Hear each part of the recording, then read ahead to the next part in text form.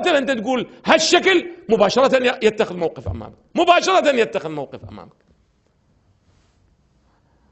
أنتم الآن في مجتمعاتنا، أنا ما أريد أضرب أمثلة، بيني وبين الله الأمثلة قد تكون بعضها حساسة، في بعض القضايا من الشعائر الحسينية اللي الآن بدأت وجدت مولانا كالحشيش، الآن بعض الشعائر الحسينية التي لا أصل لها، مجموعة من الخرافات كلها بدأت تظهر بعنوان ماذا؟ بعنوان ماذا؟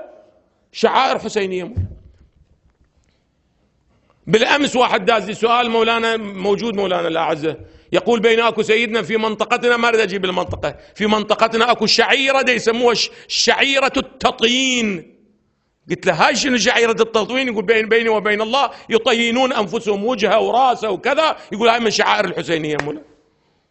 شعيره شنو؟ التطين مولانا، تسامع بها مولانا؟ جديده بدات الان. شعيره ماذا؟ المشي على ماذا؟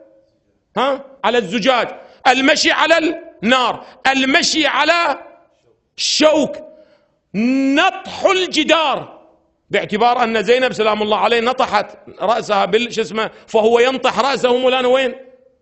بالجدار مولانا. يعبرون عنها شعيرة النطحية مولانا، وأخذوا امشي مولانا، هذا شعائر. الآن بينك وبين الله بمجرد أنت تقول بابو هذا مو شعائر حسينية، شو تصير أنت مولانا؟ أنت موالي للحسين لو ضد الحسين مولانا؟ ضد الحسين مباشرة تصير ضد الحسين.